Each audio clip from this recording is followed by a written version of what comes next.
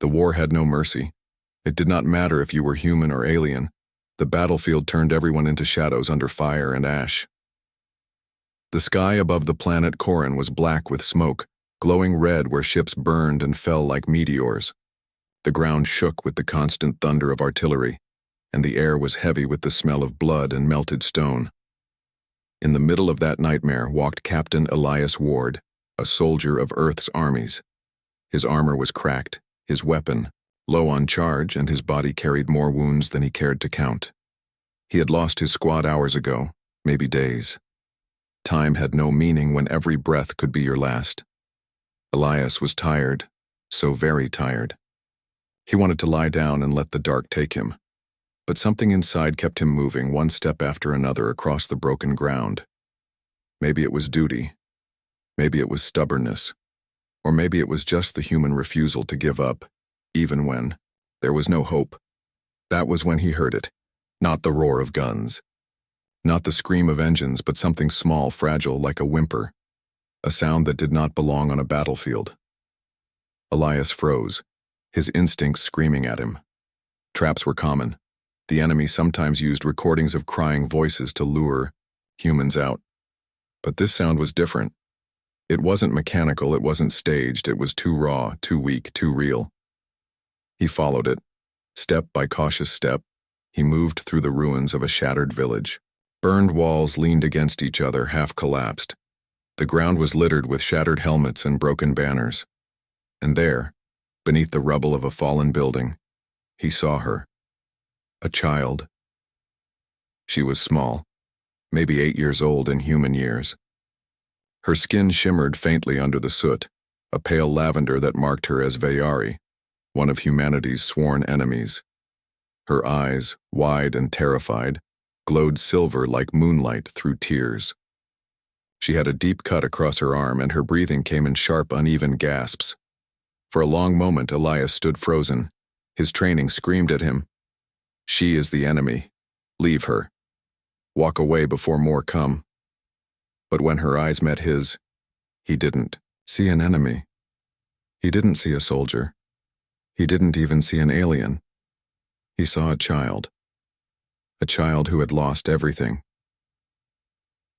Slowly, Elias lowered his weapon and let it drop into the dirt. He raised his hands, showing they were empty. "It's all right," he whispered, though he knew she would not understand his words. "I won't hurt you." She flinched as he approached, curling tighter against the rubble. Her thin body shook violently, and her silver eyes darted between him and the smoking sky above.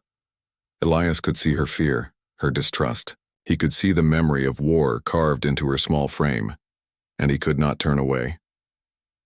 He knelt beside her, ignoring the pain in his leg as blood seeped from a cut. With slow, careful movements, he pulled a ragged strip from his own uniform and began to wrap her wound. She winced, but when he met her gaze, he gave her a small, tired smile. "Shh. You're safe now." He doubted she understood a single word, but his voice was gentle and his hands were steady. That seemed to be enough. Her breathing eased just a little. The night grew colder as the battle moved farther away. Elias found himself sitting against a broken wall, the child leaning weakly against him. He gave her his jacket, wrapping it around her thin shoulders. She looked up at him, confused, but slowly her eyes closed and exhaustion pulled her into sleep. Elias sat awake, his weapon beside him, guarding her like a silent sentinel. Around them, the ruins whispered with ghosts, but in that small corner of the battlefield, there was a fragile peace. And in that moment, Elias realized something. War could destroy armies. It could burn worlds. It could break men, but it could not kill the choice to be human. And tonight, he had chosen mercy. The ruins were quiet now. The sound of battle had rolled farther into the distance, leaving only the whisper of wind through broken walls. Captain Elias Ward sat with his back against a cracked stone, his rifle resting uselessly at his side. His chest rose and fell heavily, every breath filled with smoke and dust. In his arms rested the alien child. She was still trembling, though. Sleep pulled at her eyelids. Her lavender skin glimmered faintly in the moonlight that filtered through the smoke above. Elias had seen countless Veyari warriors on the battlefield, fierce and merciless, but this little one was nothing like them. She was fragile, thin and scared. He looked at her injured arm. The rough bandage he had tied was soaked in blood. He pressed down gently, whispering words she could not understand, words meant only to calm her. "Stay strong, little one. Just stay alive." The child's glowing silver eyes fluttered open again. She studied his face with confusion. He could see the questions in her gaze. Why? Why are you helping me? Elias had no answer he could give her. Perhaps even he did not fully know. Maybe it was because he had lost his younger sister to the war, and seeing this child tore that wound open. Maybe it was because he was tired of killing and wanted to remember he was still human. Or maybe it was just because he couldn't bear to let another innocent life slip away. When she shivered, Elias pulled her closer, wrapping his jacket around her shoulders. She hesitated at first, but the warmth of the fabric soothed her shaking body. Slowly, cautiously, she leaned into him. Hours passed. The night grew colder and hunger gnawed at Elias's stomach. He opened the last ration pack he had, breaking the small portion of dry food in half. He offered one piece to the girl. She stared at it, hesitant. Her people would never take food from a human, yet hunger was stronger than pride. With trembling hands, she accepted it, nibbling at the edge. Elias smiled faintly, watching her eat. "Good girl," he murmured softly. When she finished, she whispered something in her own language. Elias didn't understand the words, but he recognized the tone. Gratitude. For the first time in days, Elias felt a warmth inside his chest. Night dragged on. Once enemy patrols passed nearby, their voices sharp and cruel. Elias held the child tightly, pressing her small body against his chest, covering her mouth gently with his hand so she would not cry out. His own heart pounded like a drum, but he stayed still, silent, hidden in shadow. When the patrol left, he released her, and she clutched his arm tightly, eyes wide with fear. He whispered again, "It's all right. I've got you." By morning, the distant roar of engines signaled that reinforcements were coming. Elias stood, lifting the girl carefully into his arms. She was so light it felt like carrying a feather. As he walked through the ruined streets, he felt her small fingers gripping his uniform. She did not let go, not even when he stumbled. Her trust was fragile but real. Finally, they reached the edge of the battlefield where medical crews were gathering survivors. Human medics ran forward to help Elias but froze when they saw the alien child in his arms. One soldier shouted, "Captain, what are you doing? That's the enemy." Elias's jaw tightened. He shielded the girl with his body, glaring back. "She's just a child," he said firmly. "She's under my protection." The others hesitated, uneasy, but they could not defy the fire in his voice. Reluctantly, they allowed him to pass. Before they took her away, the girl grabbed his hand, tightly, refusing to let go. Tears streaked her soot-covered face. For the first time, she spoke in broken human words, struggling to shape them with her strange accent. "Thank you, human." Elias froze, his throat tight. He wanted to say so many things, but all he managed was a tired smile. "Live, little one, that's all I ask." The medics gently pulled her away.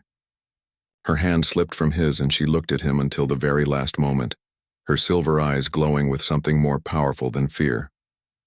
Hope. And though Elias never knew if he would see her again, that fragile hope stayed in his heart, like a flame refusing to die in the dark. Years passed and the war finally ended. The guns went silent, the skies cleared of fire, and treaties were signed between humans and the Veyari. But peace, Elias Ward knew, was never simple. The wounds left behind by war were deep, carved into the hearts of soldiers and civilians alike. Elias left the army soon after. His body was broken in too many places, his spirit even more.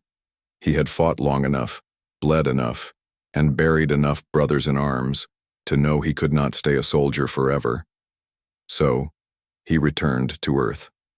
Life was quieter, There, far away from the ruins of alien battlefields, he found work repairing old starships in a dusty port city by the sea.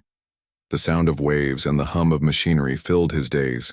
He liked it that way, simple, steady, without the chaos of war. But even in that quiet life, memories followed him. Sometimes at night, when he sat alone in his small workshop, he would remember the battlefield. He would remember the child with silver eyes, shivering in his jacket, holding his hand so tightly. Her face returned to him in dreams, sometimes smiling, sometimes crying, always watching him.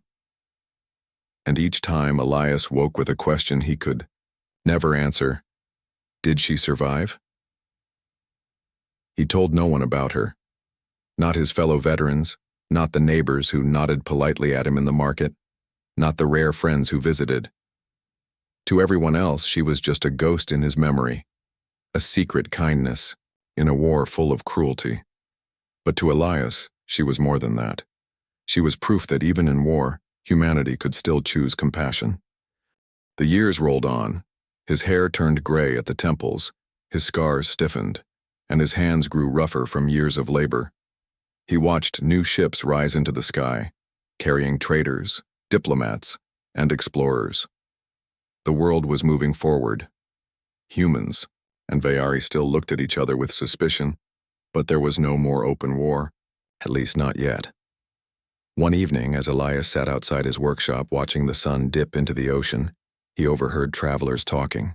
They spoke of the Veyari court, of a new leader rising among them. They say she's young but wise, one man said. They say her eyes shine like silver fire, another added, and they say she hates humans less than the others. Maybe there's hope for real peace. Elias's heart gave a strange, sharp beat. Silver eyes. The memory stirred, again vivid as if it had happened yesterday. Could it be her? Could the little girl he had saved still be alive, now a leader of her people? He shook the thought away. It was foolish. The galaxy was vast. The Veyari were many. What were the chances that one small child from a battlefield had survived long, enough to rise to power? And yet, part of him wanted to believe. That night, he sat at his workbench long after the lamps should have been turned off. He traced the outline of his old jacket, the one he still kept tucked away in a corner. The fabric was torn, stained with blood and dirt, but to him it was more valuable than any treasure. It was the jacket he had wrapped around her shoulders. He closed his eyes and remembered her small voice, broken and uncertain, whispering in his language. "Thank you, human." Elias smiled faintly, though his chest ached with longing. "I hope you lived," he whispered into the silence. "I hope you found peace." But deep down, he did not expect to ever know. She was a star that had passed through his sky only once, leaving behind a trail of light, then disappearing forever. What he did not realize was that fate had not forgotten that night in the ruins. The girl with silver eyes had not only lived, she had never forgotten him. The port city where Elias lived was not known for excitement. Most days, the loudest sound came from the groan of old engines or the cries of seagulls circling above the harbor. Elias liked it that way. After the war, he had chosen peace in the form of quiet work, repairing broken starships and watching the sun melt into the sea. But one morning the city woke with restless energy. People filled the streets, their voices carrying rumors, their faces glowing with curiosity. Something was happening. Something unusual. The Queen of the Veyari. A merchant whispered loudly as Elias passed. "She's coming here, to Earth." "Not just Earth," another corrected. "She's landing here in this city. The Human Council and her people are meeting to discuss trade and peace." "They say she's the youngest ruler the Veyari have ever had," said a third. "A queen with silver eyes." Elias stopped at those words. Silver eyes. The sound of it struck him like an echo from the past. He forced himself to keep walking, shaking the thought from his head. It couldn't be her. It was impossible. By midday, the city had transformed. Streets were lined with banners. Soldiers in polished uniforms stood at every corner. Children waved flags and traders shouted about selling sweets to the crowds. Above, the roar of engines made everyone look up. The Queen's ship descended slowly, a sleek silver vessel shaped like a soaring bird. Light shimmered along its sides and long banners unfurled with symbols of the Veyari. The crowd gasped, some in awe, some in unease. Elias didn't join them. He stayed in his workshop, pretending not to care. He focused on the ship engine before him, though his hands moved slower than usual. Every sound from outside pulled at him, the cheers, the horns, the steady drum of soldiers marching. He wanted to ignore it all. He had no place among politicians and rulers. He was just a broken soldier, a man who had chosen a life of grease and solitude. Yet fate has a way of finding those who try to hide. That evening, just as Elias was cleaning oil from his hands, there was a sharp knock on his door. He frowned, wiping his palms on a rag before opening it. Two men in formal uniforms stood outside, their posture stiff, their expression serious. "Captain Elias Ward?" one of them asked. Elias shook his head. "Not a captain anymore." The man's voice didn't waver. "You've been summoned." "Summoned?" Elias repeated, confused. "By who?" "The Queen," the soldier replied simply. For a long moment, Elias could only stare. His chest tightened, a strange mix of disbelief and unease. "You've got the wrong man," he muttered. "Why would your queen want me?" The soldier didn't answer. Instead, he held out a sealed message, the Veyari crest shimmering faintly on its surface. Elias took it with hesitant hands, breaking it open. The message was short. Just a few words, written in careful human script. "Come. I remember." Elias's breath caught. His hands trembled as the rag slipped from his fingers. He read the words again and again, his heart racing like it hadn't in years. "I remember." That night, under the glow of the city's lanterns, Elias was escorted to the grand hall where the Queen awaited. The place was magnificent, filled with banners of both species, humans and Veyari, seated together in uneasy rows. The air was heavy with the importance of history. At the far end of the hall, upon a raised platform, stood the Queen herself. She was tall, graceful, dressed in flowing silver garments that shimmered with light. A crown rested upon her brow, delicate but commanding. Her skin was lavender, her features sharp yet beautiful. And her eyes glowed like silver fire. The same eyes he had seen in a child's tear-streaked face long ago. The Queen's gaze found him instantly. She paused in mid-speech, her voice faltering for the briefest moment as recognition lit her expression. Elias felt the weight of the years collapse between them.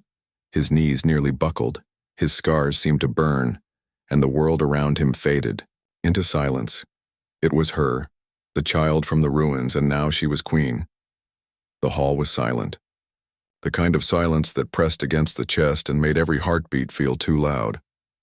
Elias stood near the entrance, his old jacket still marked with oil stains, his hands rough and scarred.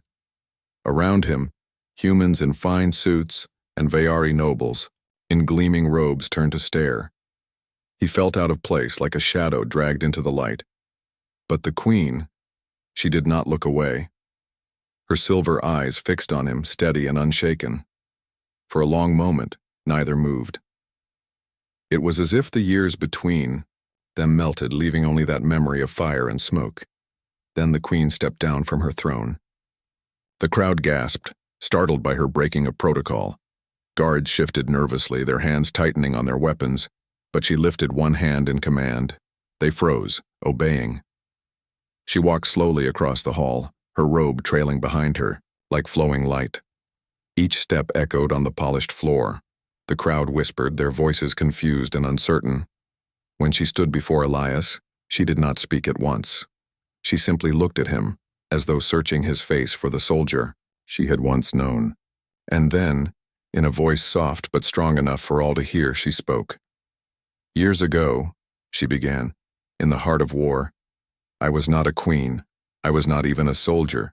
I was a child, alone, afraid, and wounded. My people had fallen, my family was gone, and I believed that death was my only future. Her words carried across the hall, sinking into the silence. No one moved, every pair of eyes fixed on her. But then, she continued, her gaze never leaving Elias. A human found me. A soldier, broken and bleeding himself. By all reason, he should have left me. I was his enemy. I was a burden. To save me was to risk his own life, yet he did not turn away. The queen's voice trembled, though her body stood tall and proud. He wrapped me in his jacket. He gave me food when he had none for himself. He carried me through the ruins, shielding me from death.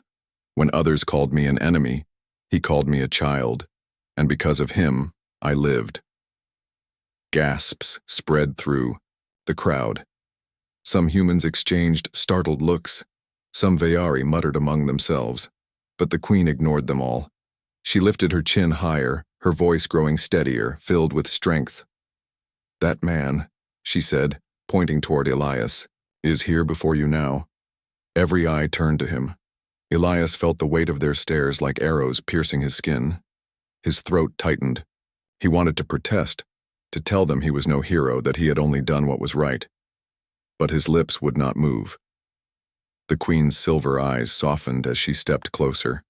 Her words became personal, filled with the tenderness of memory. "Without him, I would not stand here today. Without him, there would be no queen of the Veyari. Without him, peace between our people would be nothing but a dream." And then, before the shocked assembly, she bowed. The queen of the Veyari, ruler of a proud and ancient people, lowered her head, not to a council, not to a king, but to a weary human soldier in a stained jacket. The hall erupted with noise. Some shouted in disbelief, some cheered, some argued loudly, but Elias heard none of it. His vision blurred as he stared at her, his chest heavy with emotions he could not name. He whispered hoarsely, almost to himself, "I only wanted you to live." The queen lifted her head, and her smile was soft, almost childlike. The smile of the girl he had once carried through the ruins. "And because you chose life for me," she answered gently, "so many others now live in peace." Elias's knees felt weak. His eyes burned. He had spent so many years believing his actions were forgotten, buried by war. Yet here she was, living proof that kindness had not vanished into the ashes. In that moment, it did not matter that he was just a broken man or that she was a queen. What mattered was the bond they shared, a bond forged not in politics, but in humanity. And the world, both human and Veyari, had now seen it too. The hall still echoed with voices, some angry, some amazed, some awed. The revelation of the queen had shaken everyone. It was not in the plan, not in the speeches, not in the agreements prepared for this day. Yet here she was, standing before a human, mechanic in an oil-stained jacket, calling him the savior of her life. Elias wished the ground would open and swallow him whole. He was not a man who enjoyed being watched. He had lived in shadows since the war ended, hidden in his workshop, unseen and forgotten. But now every pair of eyes was on him. Humans in sharp suits, Veyari nobles in shining robes, soldiers, servants, all staring as though he carried the weight of two worlds. His throat was dry. His hands shook. He wanted to say something, anything, to end this unbearable silence. But words caught in his chest like stones. The queen, however, stood steady. She reached out her hand toward him. It was the same gesture she had made as a child holding on to him in fear, only now it was graceful, commanding, and filled with purpose. "Captain Elias Ward," she said, her voice firm but warm, "I owe you my life, and more than my life, I owe you my crown, my people's future, and this peace we stand in today. While others saw an enemy, you saw a child. While others chose hate, you chose mercy. That choice has shaped our world." The crowd grew restless. Again, a human delegate whispered sharply to another, "This could change everything." A Veyari elder frowned, muttering, "A queen bowing to a human, it is too much." But none dared interrupt her. Elias swallowed hard. He finally found his voice, though it was rough, weak from years of silence. "I only did what anyone should do," he said softly. "I didn't think about crowns or peace. I just couldn't let a child die." The Queen's silver eyes glistened. "And that, Captain, is why it matters. In war, kindness is rarer than victory. It is more powerful than weapons, and it is remembered long after the guns fall silent." She turned then, facing the hall, her voice rising so all could hear. "Look at him. This man is not a king, not a noble, not a commander. He is a soldier who chose compassion when no one else would. Humanity is often judged for its fire, its stubbornness, its hunger for war. But today, let all know, humanity is also mercy. Humanity is also hope." The hall stirred with emotion. Some clapped cautiously, then more joined until the sound of applause filled the air like thunder. The tension cracked into something new, something lighter, something brighter. Elias, however, felt the applause like a storm crashing down on him. He lowered his head, ashamed of the attention, uncomfortable in the light. He had carried ghosts for so long, faces of comrades lost, battles lost, choices he wished he could change. To be called a hero felt wrong. He was no hero. He was just a man who had made one small choice on one terrible night. But when he lifted his eyes again, the Queen was still watching him. Not as a ruler looking down at a subject, but as the same child who had once whispered, "Thank you," through her tears. In her gaze there was no judgment, no distance, only gratitude. Elias felt something shift inside him then. The heavy weight he had carried for years, the guilt, the loneliness, the belief that his actions had been forgotten, it lifted, just a little. For the first time in a long time, he felt lighter. The Queen took his hand, holding it high so the crowd could see. Her voice was clear, strong, unshakable. "This man is my savior. This man is proof that humanity deserves trust. From this day forward, his name will be remembered in both our histories, not as a soldier of war, but as the man who chose mercy." The crowd erupted again, cheers this time, mixed with tears. Even some Veyari elders lowered their heads in respect. Elias stood in the center of it all, overwhelmed. He wanted to retreat, to return to his workshop and the quiet hum of machines. Yet deep in his heart he understood something important. His choice on that battlefield had mattered. It had not been lost to the ashes. It had grown into something larger than he could have imagined. And as the Queen's silver eyes met his again, he realized that sometimes the smallest act of humanity could change the fate of worlds. The applause slowly faded, replaced by a stillness that felt different from before. It was not the cold silence of suspicion, nor the heavy silence of war. It was the quiet of respect, of realization. Elias stood at the center of it all, his rough hands still held by the Queen's delicate yet steady ones. His heart pounded in his chest. He felt as though he was standing on the edge of a cliff, looking down at a world forever changed. The Queen released his hand gently, but did not step away. Instead, she turned back to the hall, her voice rising once more. "Let this moment be remembered," she declared. "Not for treaties or politics, but for the truth of what binds us.